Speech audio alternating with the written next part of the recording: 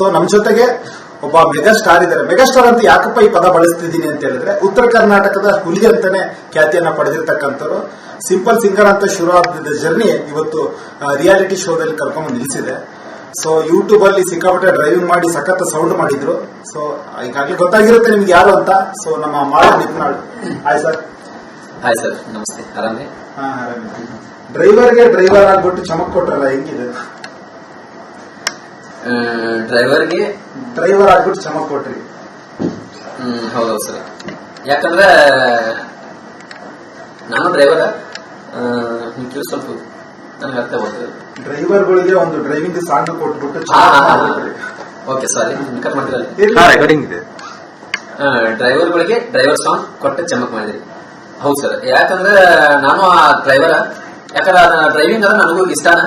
ಅದ್ರೊಳಗೆ ನಮ್ಮ ಉತ್ತರ ಕರ್ನಾಟಕ ಅಂತ ಬಂದ್ರೆ ಡ್ರೈವರ್ಗಳು ಎಲ್ಲಿದಾರೋ ಗೊತ್ತಿಲ್ಲ. ನಮ್ಮ ಉತ್ತರ ಕನ್ನಡದಾಗಂತೆ ಪ್ರತಿಯೊಬ್ಬ ಮನೆಗೆ ಒಬ್ಬೊಬ್ರ ಇವಿಬ್ರ ಡ್ರೈವರ್ಗಳ ಬಹಳ ಇಷ್ಟ. ನಂಗ ಡ್ರೈವಿಂಗ್ ಅಂದ್ರೆ ಬಹಳ ಇಷ್ಟ. ಅಂತ ಅವ್ರಿಗೋಸ್ಕರ ಆಯ್ತು, ನನ್ ಕೆಲವು ಜನತೆಗೋಸ್ಕರ ಆಯ್ತು.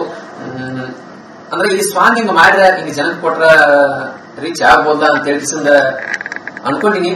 ಅದು ಅನ್ಕೊಂಡಿದ್ದ ಒಂದು ಪಟ್ಟಿದ್ರ ಅದು ನನಗೆ ಬೆಳೆಸಿ ಕೊಟ್ಟಿದ್ದ 100 ಪಟ್ಟಾಯ್ತು. ಬಹಳ ಖುಷಿ ಐತಿ. ಎಲ್ಲ ನನ್ನ ಡ್ರೈವರ್ಗಳು ಪುಣ್ಯ, ನನ್ನ ಕಲಾಭಿಮಾನಿಗಳು ಪುಣ್ಯ, ನನ್ನ ಅಭಿಮಾನಿಗಳು ಪುಣ್ಯ. ಅವ್ರ ನನ್ನ ಮೇಲೆ ಇಟ್ಟಿರೋ ಪ್ರೀತಿ ವಿಶ್ವಾಸದಿಂದ ಉನ್ನತ ಮಟ್ಟಿಗೆ ಸಾಂಗ್ ಹೋಯ್ತು. ಥ್ಯಾಂಕ್ ಯು ಸೋ ಮಚ್ ಅಂತ ಕಷ್ಟಪಡ್ತೀನಿ. ನೋಡಿ, ಉತ್ತರ ಕರ್ನಾಟಕದ ಮಂದಿ 13 ವಾರ ಆಯ್ತು ಅವ್ನ ಮನಿ ಮಗನ ಟಿವಿ ನೋಡಿ ಸಂಭ್ರಮಿಸ್ತಾ ಇದ್ರು. ಸೊ ಸಂಜೆ ಆದ್ರೆ ಸಾಕು ಉತ್ತರ ಕರ್ನಾಟಕದ ಭಾಗದಲ್ಲಿ ಟಿವಿ, ಉತ್ತರ ಕರ್ನಾಟಕ ಅಂತಲ್ಲ ಎಂಟೈರ್ ಕರ್ನಾಟಕ ಕೂಡ ಖುಷಿ ಪಡ್ತಾ ಇತ್ತು. ಅಂದ್ರೆ ಮನೆ ಮಗನ ರೀತಿ ಮಾಳ ನಿಂತ್ನಾಳ ನೋಡ್ತಾ ಇತ್ತು. ಸಡನ್ ಆಗಿ ಹೊರಗೆ ಬಂದ್ಬಿಟ್ರಿ, ಯಾಕೆ ಶಾಕ್? ಸಡನ್ ಆಗಿ ಯಾಕೆ ಹೊರಗೆ ಬಂದು ಶಾಕ್ ಅಂತ ಕೇಳಿದ್ರೆ, ನನಗ ಅಲ್ಲಿ ಒಳಗೆ ಬಂದ ತರ ಇದ್ದಾಗ ಬೇರೆ ತಿಳಿತು, ಇಲ್ಲಿ ಹೊರಗೆ ಬಂದ ಸೋಷಿಯಲ್ ಮೀಡಿಯಾ ನೋಡಿದಾಗ ಇನ್ನೊಂದ್ ತರ ತಿಳಿತು. ಒಳಗಿದ್ದಾಗ ಏನ್ ತಿಳಿತಪ್ಪ ಅಂದ್ರ, ನನ್ನ ಜನಕ್ಕೆ ಏನೋ ಕೊಡ್ಬೋದಾಗಿತ್ತು, ಕೊಟ್ಟಿಲ್ಲ. ಏನೋ ಅದಕ್ಕೆ ಅವ್ರಿಗೆ ನಿರೀಕ್ಷೆ ಪಟ್ಟಿದ್ರೆ ಇನ್ನೂ ಸ್ವಲ್ಪ ಕೊಡ್ಬೇಕಾಗಿತ್ತು ಹಂಗಲ್ಲ ಅಂತ ಅನ್ಕೊಂಡಿನಿ. ಅದಕ್ಕೆ ನನಗೆ ಏನ್ರ ವೋಟಿಂಗ್ ಆಗೈತಿಲ್ಲ, ನನ್ನ ಜನರು ಅದಕ್ಕೆ ನನ್ನ ಹೊರಗೆ ಕರ್ಸ್ಕೊಂಡಾರ ಅಂತ ನಾನು ಅನ್ಸ್ಕೊನಿ. ನಾ ಹೊರಗೆ ಬಂದ್ಕೊಂಡ್ರಿ ಅಂತ ನೋಡ್ಕೊತನು. ನಾ ಜನಕ್ಕೆ ನಾ ಯಾವ್ದು ಕಡಿಮೆ ಕೊಟ್ಟಿಲ್ಲ, ಎಲ್ಲಾ ಒಂಥರ ಹೆಚ್ಚ ಕೊಟ್ಟದನ್ನ. ಅವ್ರ ಪ್ರತಿಯೊಂದು ವಿಡಿಯೋ ಮಾಡೋದಾಗ್ಲಿ, ಅವ್ರು ಮಾತಾಡೋ ಮಾತಾಗ್ಲಿ, ಅವ್ರು ನನ್ನ ಮೇಲೆ ಇಟ್ಟಿರೋ ಪ್ರೀತಿಗಾಗಿ ಅವರು ಒಂದು ಪ್ರತಿ ವಿಡಿಯೋ ಮಾಡಿದಾಗ ಒಂದು ವೋಟಿಂಗ್ ಮಾಡಿದಂತ ಒಂದು ಮಾತಿನಾಗ ಇಷ್ಟು ಗಾಂಭೀರ್ಯತೆ ಇದಾವ ಅಂದ್ರ ಅದನ್ನ ಊಹೆ ಮಾಡಕ್ಕಾಗಲಿಲ್ಲ. ಅವಾಗ ನಾ ಆ ಮಾತಿನ ತಕೊಂಡೆ.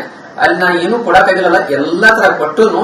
ಅಲ್ಲಿ ಬರ್ಬೇಕಾದವ್ರು ಬೇರೆ, ಅಲ್ಲಿ ನಾ ಉಳ್ಕೋಬೇಕಾದವ್ ನಾನ. ಯಾಕೆ ಬನ್ನಿ ಅನ್ನೋದು ನನಗ ಒಂಥರ ದಿಗಿಲು ಬಿಡಿತು. ವೋಟಿಂಗ್ ಬಿದ್ದಿಲ್ಲ ಅಂತ ನಾವು ಒಪ್ಕೊಳ್ಳಂಗಿಲ್ಲ. ನನ್ನಷ್ಟು ಯಾರು ವೋಟಿಂಗ್ ನನ್ನಷ್ಟು ಯಾರು ತಗೊಂಡಿಲ್ಲ ಅಂತ ಅವಾಗ ನನಗೆ ಅನ್ಸಾಕೈತು.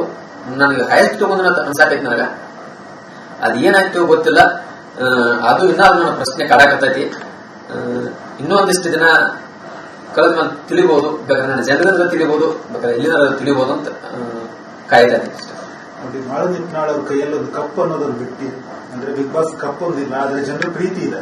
ಸೊ ಈಗ ಆಲ್ರೆಡಿ ಜನರ ಮನಸ್ಸಲ್ಲಿ ನೀವು ಗೆದ್ದಾಗಿದೆ. ಸೊ ಇದ್ರ ಜೊತೆಗೆ ನಾ ಡ್ರೈವರ್ ಅನ್ನುವಂತ ಒಂದು ಸಾಂಗ್ ಮೂಲಕ ಎಂಟ್ರಿ ಕೊಡ್ತೀರಿ. ಸೊ ಇಡೀ ಕರ್ನಾಟಕದ ಮನೆ ಪರಿಚಯ ಆಗ್ತೀರಿ. ಕರ್ನಾಟಕ ಮಾತ್ರ ಹೊರ ರಾಜ್ಯದಲ್ಲೂ ಕೂಡ ನಿಮ್ಗೆ ಹವಾ ಇದೆ. ಸೊ ಅದ್ರ ಜೊತೆಗೆ ಡ್ರೈವರ್ ಮೂಲಕನೇ ಬಿಗ್ ಬಾಸ್ ಮನೆಯಿಂದ ಹೊರ ಬಂದ್ಬಿಟ್ರಿ. ಇದೆಲ್ಲ ನೋಡಿದಾಗ ಹೆಂಗ ಅನ್ಸುತ್ತೆ? ಖುಷಿ ಅನಿಸ್ತೈತಿ. ಫಸ್ಟ್ ಆಫ್ ಆಲ್, ಈಗ ಕಪ್ ಆಲ್ರೆಡಿ ನಾ ಕಪ್ ಅಷ್ಟು ದಿನ ಇದ್ದ ಕಪ್ ಗೆದ್ದ ನೋಡೋದು ನನಗೆ ಖುಷಿನೂ ಐತಿ. ಜನರು ನನ್ನ ಅಷ್ಟು ದಿನಾನು ಉಳಿಸ್ಕೊಂಡಾರೋ, ಇನ್ನೂ ಆಡ್ಲಿ ಅಂತ ಹೇಳಿ ಇನ್ನೂ ಹೆಚ್ಚಿಗೆ ದಿನ ಉಳಿಸ್ಕೊಂತಾರಂತ ನಿರೀಕ್ಷೆ ಇತ್ತು.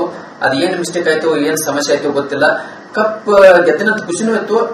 ನನ್ನ ವ್ಯಕ್ತಿತ್ವ ನೋಡ್ತಂದ್ರ ನಾ ಯಾರಿಗೇನು ಮನಸ್ಸು ನೋಡಿಸಿಲ್ಲ, ಯಾರಿಗೇನು ಹರ್ಟ್ ಮಾಡಿಲ್ಲ, ಹೆಂಗಿರ್ಬೇಕು ಹಂಗಿದ್ದೀನಿ. ಇನ್ನು ಫೈನಲಿಸ್ಟ್ ಆಗಿ ಕಪ್ ಗೆಲ್ಲಬೇಕು ಅನ್ನೋ ಹಠದಲ್ಲಿ ಹೊರಗೆ ಬನ್ನಿ. ಇನ್ನೇನೋ ನನಗೆ ಇಂಡಿವಿಜುವಲ್ ಆಗಿ ಆರ್ಟ್ ಸಿಗಬಹುದು, ನಾ ಆಡ್ಬೋದು. ನನ್ನ ಟಾಸ್ಕ್ ದಾಗ ಹೆಂಗದನು, ಬಹಳ ಸ್ಟ್ರಾಂಗ್ ಅದನೋ ವೀಕ್ ಅದನೋ ಅನ್ನೋದು ನಂಗೆ ತೋರಿಸ್ಕೊಳಕ್ ಮತ್ತೊಂದು ಆಪರ್ಚುನಿಟಿ ಸಿಕ್ಕಿತ್ತು ಅನ್ಕೊಂಡಿ. ಅದೇನೋ ನಂದು ಬ್ಯಾಡ್ ಲೆಕ್ಕ ಹೊರಗೆ ಬಂದೆ. ಈಗ ಹೊರಗೆ ಬಂದದ ಒಂದು ವಿಷಯ ಸುದ್ದಿ ಬೇರೆ ಐತಿ, ಅಲ್ಲಿ ಒಳಗೆ ಇದ್ದದ ಸುದ್ದಿ ಬೇರೆ ಐತಿ. ನನಗೆ ಯಾವ್ದು ಬಿಡ್ಬೇಕು ಸ್ವಲ್ಪ ಕನ್ಫ್ಯೂಸ್ ಆಗಿದ್ನಿ. ಈಗ ಹೊರಗೆ ಬಂದದ ಸುದ್ದಿ ನನಗೆ ಕರೆಸ್ಟ್ ಅನಿಸ್ತು, ಒಂಥರ ಬೇಜಾರ ಅನಿಸ್ತು. ಉತ್ತರ ಕರ್ನಾಟಕದ ಮಂದಿ ಅಂತ ಹೇಳಿದ್ರೆ ನಿಯತ್ತು ಮತ್ತೆ ನಿಷ್ಕಲ್ಮಶ ಎನ್ನುವಂಥದ್ದು. ಯಾಕಂತ ಹೇಳಿದ್ರೆ ಒಂದು ಸರಿ ಪ್ರೀತಿ ಕೊಟ್ಟು ನೋಡಿ, ನಾವು ಜೀವನ ಕೊಡ್ತೀವಿ ಎನ್ನುವಂಥದ್ದು. ಸೊ ಆ ಪ್ರೀತಿನ ನೀವು ಗಳಿಸಿದ್ದೀರಾ. ಸೊ ಎಲ್ಲ ಒಂದ್ ಕಡೆ ನಿಮ್ಮ ಪ್ರೀತಿಗೆ ಬಿಗ್ ಬಾಸ್ ಮನೆಯಲ್ಲಿ ನೀವು ನಡ್ಕೊಂಡಿರ್ತಕ್ಕಂಥ ರೀತಿ ಆಗಿರ್ಬೋದು, ನೀವು ಆಡಿರ್ತಕ್ಕಂಥ ಆಟ ಆಗಿರ್ಬೋದು, ಪ್ರತಿಯೊಂದು ಕೂಡ ಕ್ಯಾಲ್ಕುಲೇಟ್ ಮಾಡಿದಾಗ ಅದ್ಭುತ ಅನ್ಸುತ್ತೆ. ಯಾರು ಕೂಡ ಜಗಳ ಆಡ್ಲಿಲ್ಲ, ಸೊ ಕಾಂಟ್ರವರ್ಸಿ ಮಾಡ್ಕೊಳ್ಳಿಲ್ಲ, ಪದೇ ಅದ್ರನ್ನು ಕಾಲಲ್ಲಿ ಅಂತದ್ ಮಾಡಲಿಲ್ಲ. ನಿಮ್ಗೆ ಎಷ್ಟು ಬೇಕೋ ಆಟಕ್ಕೆ ಅಷ್ಟು ಕೊಡ್ತಾ ಇದ್ರಿ, ಸೊ ಎಲ್ಲರ ಜೊತೆ ಬೆಳೀತಾ ಇದ್ರಿ. ಆದ್ರೆ ಅದ್ರ ಜೊತೆಗೆ ಇನ್ನೊಂದ್ ಕಡೆ ಭಯ ಪಡ್ತಿದ್ರು, ಮಾತನಾಡ್ಲಿಕ್ಕೆ ಓಪನ್ ಅಪ್ ಆಗ್ತಿರ್ಲಿಲ್ಲ, ಮಾತಾಡಕ್ ಭಯ ಪಡ್ತಿದ್ರು. ಏನ್ ಭಾಷೆ ಸಮಸ್ಯೆ ಆಯ್ತಾ ಅಥವಾ ನಿಮ್ಗೆ ಅದು ಅನ್ಕಂಫರ್ಟಬಲ್ ಫೀಲ್ ಕಾಡ್ತಿತ್ತ? ಇನ್ನೊಂದು ಹೇಳ್ಬೇಕಂದ್ರ ಅನ್ಕಂಫರ್ಟಬಲ್ ಫೀಲ್ ಅನ್ನೋಕ್ಕಿಂತನೂ ನಾನ್ ಬೆಳೆದ ರೀತಿ ಹಳ್ಳಿ ರೀತಿನದ. ಯಾಕಂದ್ರೆ ಅವರೆಲ್ಲ ಸಿಟಿಯನವ್ರ, ಎಲ್ಲ ಸ್ವಲ್ಪ ಓದ್ಕೊಂಡು ಬಂದವ್ರು ಅನ್ನೋಕ್ಕಿಂತನೂ ಸ್ವಲ್ಪ ಎಲ್ಲ ಅವ್ರ ನೋಡ್ಕೊಂಡ್ ಬಂದಾರ. ಅವರೆಲ್ಲ ಬಿಗ್ ಬಾಸ್ ನಾವ್ ಹಿಂಗೆ ಇರ್ಬೇಕು, ನಾ ಹಿಂಗೆ ಎದುರಿಸ್ಬೇಕು, ನಾ ಹಿಂಗ ಮಾತಾಡ್ಬೇಕು ಅನ್ನೋ ಸ್ವಲ್ಪ ತಿಳ್ಕೊಂಡ್ ಬಂದಾರು. ನಾ ಅದನ್ನ ಯಾವ್ದು ಪ್ಲಾನ್ ಇಂದ ಏನೋ ತಲೆಯಾಗಿದ್ದ ಹೋಗಿ ನಿಂತ ಮನುಷ್ಯ ಅಲ್ಲಿ. ನಾ ಎಲ್ಲ ಕಲಿಬೇಕಾದ ಅದ ಫಸ್ಟ್ ಸೀಸನ್ ಇಂದ ಕಲಿಬೇಕು. ಅವ್ರು ಸ್ವಲ್ಪ ಎಲ್ಲ ಎಪಿಸೋಡ್ ಆಯ್ತು, ಎಲ್ಲ ಒಂದ್ ಸೀಸನ್ ಆಯ್ತು, ನೋಡ್ಕೊಂಡ್ ಬಂದಾರು. ನನಗೊಂದ್ ಸ್ವಲ್ಪ ಕಷ್ಟ ಆಯ್ತು, 1 ವಾರ 2 ವಾರ. ಆನಂತರ ಸರಿ ಹೋಯ್ತು. ಒಬ್ರ ಅದ್ರ ಸಲುವಾಗಿ ಒಬ್ರು ಮಾತಾಡವಲ್ಲ, ಕಾಣಿಸವಲ್ಲ ಅಂತೇಳಿ ನಾಮಿನೇಟ್ ಮಾಡ್ತಾರೋ. ಆನಂತರ ಒಂದೇನೋ ಯಾವ್ದೋ ಫ್ಯಾಮಿಲಿ ಫೇಲ್ ತೆಗೆದಾಗ ನನಗ ಒಬ್ರ ಮುಂದೆ ಹೇಳ್ಕೊಂಡಾಗ ಮನಿ ನೆನ್ಸ್ಕೋತಾನ, ಮಕ್ಕಳ ನೆನ್ಸ್ಕೋಕತಾನೋ, ಬಿಗ್ ಬಾಸ್ ಮನೆಗೆ ಇರಾಕ ಯೋಗ್ಯತೆ ಇಲ್ಲದವನು ಅಂತ ನಾಮಿನೇಟ್ ಮಾಡ್ತಾರೋ ಸುದಿಯನ್ನ. ಆ ಟೈಮ್ದಾಗ ಬಹಳ ಚಾಲೆಂಜ್ ಐತಿ. ಗೊತ್ತು ಇವ್ರ ಕೈಲಿ ನಾ ಅನ್ಸ್ಕೋಬಾರ್ದು, ನನಗ ಹಿಂದೂ ಇಲ್ಲ ಮುಂದೂ ಇಲ್ಲ, ನಾ ಒಬ್ಬ ಬದುಕಬೇಕನ್ನ ಬದುಕತನ ಅನ್ನೋದು ನಾ ಪೀರ್ ಹಿಡ್ಕೊಂಡ ಇಲ್ಲಿ ಬದುಕಬೇಕು. ಇಲ್ಲಿ ಯಾರು ಆಗಂಗಿಲ್ಲ. ಇಲ್ಲಿ ನಮ್ಮ ಫೀಲಿಂಗ್ಸ್ ಇಲ್ಲಿ ಅರ್ಥ ನಮ್ಗೆ ಗೊತ್ತಾಯ್ತು. ಯಾಕಂದ್ರೆ ಇಲ್ಲಿ ರಿಸಲ್ಟ್ ಬೇಕಾಗಿದ್ದ ಅವ್ರಿಗೆ ಅದ ಅಂತ ತಿಳ್ಕೊನಿ ಅಲ್ಲಿಂದ ಬಿಟ್ಟು ಮನಸ್ಸು ಗಟ್ಟಿ ಮಾಡ್ಕೊಂಡ. ಅಲ್ಲಿಂದ ನಾ ಅನ್ಕಂಫರ್ಟಬಲ್ ಅನ್ನೋದಕ್ಕೂ ಯಾರು ಬೇಕಾ ಅವ್ರ ಜೊತೆ ಎಷ್ಟು ಬೇಕಾಟ ಮಾತಾಡ್ದ, ಎಷ್ಟು ಬೇಕಾಟ ಬೆರಿದ, ಎಷ್ಟು ಏನ್ ಕೇಳ್ತಾರ ಅದಕ್ಕೆ ಅಷ್ಟ ಉತ್ತರ ಕೊಡದ. ನಂಗೇನ್ ಎಂಟರ್ಟೈನ್ ಮಾಡ್ಬೇಕು ಅನ್ನೋ ಮಾಡಿದನು. ಎಷ್ಟು ಮಾತಾಡ್ಬೇಕಾದ್ರೆ ಅವ್ರಿಗೆ ಅವ್ರು ಅನ್ಕೊಂಡಷ್ಟು ನಾ ಕೊಡದನಂತ ಹೇಳ ಅಷ್ಟ. ಸರ್, ಬೆಳಗ್ಗೆ ಏರ್ ಕಟ್ ಮಾಡ್ಸಂತ ಶಾಪ್ ಹೋಗಿದ್ದೆ. ಆತ ಏನು ಬಂದಿರ್ಲಿಲ್ಲ. ನಾನು ತುಂಬಾ ಹೊತ್ತು ಕಾದೆ. ಆಮೇಲೆ ಬಂದ ತಕ್ಷಣ ಏನ್ ಮಾಡ್ಲಿ ಅಂದ, ಕಟಿಂಗ್ ಮಾಡಿ ಅಂದೆ. ಏನ್ ಕಟಿಂಗು ಅಂತ ಹೇಳ. ನನ್ನ ಹೆಸರು ಕೇಳ್ಕೊಂಡ್ ಬರ್ತೀನಿ, ಅದು ಯಾವ್ದು ಕಟಿಂಗು ಅಂತ ಹೇಳಿ ಓಡಿ ಬಂದೆ. ಅದ್ರ ಹೆಸರು ಏನು ಸರ್ ಕಟಿಂಗ್? ನಮ್ದು ಇದು ಕಟಿಂಗ್ ಹೆಸರು ರಾಕ್ ಸ್ಟಾರ್ ಕಟಿಂಗ್ ಅಂತ ಹೇಳಿದ, ರಾಕ್ ಸ್ಟಾರ್ ಅಂತ. ಅದು ಇಟ್ಟದ ಬಿಗ್ ಬಾಸ್ ಸರ್, ಮತ್ತ ಆನಂತರ ನೆಕ್ಸ್ಟ್ ಸುದೀಪ್ ಸರ್ ಅವ್ರ ಹೆಸರು ಹಿಡಿದಾರೆ ರಾಕ್ ಸ್ಟಾರ್.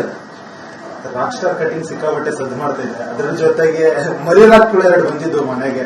ಸೊ ನಿಮ್ ರಾಕಿಗಿಂತೂ ಸಿಕ್ಕಾಬಟ್ಟೆ ಮೀಸ್ತಾ ಇದ್ವು, ಮಿರಿ. ಸೊ ಅದೆಲ್ಲ ನೋಡಿದಾಗ ಶಾಕ್ ಅನ್ನಿಸ್ತಾ, ಖುಷಿ ಆಯ್ತಾ? ಶಾಕು ಆಯ್ತು. ಇವ್ರು ಮಾಸ್ಟರ್ ಬಂದಾರ ಅಂತ ಹೇಳ್ಸಿದ. ಮತ್ ನಾನು ಒಬ್ಬ ಆಗಿದ್ರು, ಇವ್ರು ಇಬ್ರು ಆದಂತ ಖುಷಿನೂ ಆಯ್ತು. ಯಾಕಂದ್ರೆ ಒಬ್ಬ ಕಾಣಿದ್ದೀನಿ, ಇಲ್ಲಿ 3 ಜನ ಮನೆಗೆ ಅದರಲ್ಲ, ಇವ್ರ 3 ಜನ ತ್ರಿಮೂರ್ತಿಗಳು ಆದಂಗ ಆಯ್ತು, ಖುಷಿನೂ ಆಯ್ತು. ಒಂಥರ ನನ್ನ ಮಕ್ಕಳು ನಂತರ ಮಾಡಿಸ್ಕೊಂಡಾರಲ್ಲ ಅಂತ ಖುಷಿನೂ ಆಯ್ತು.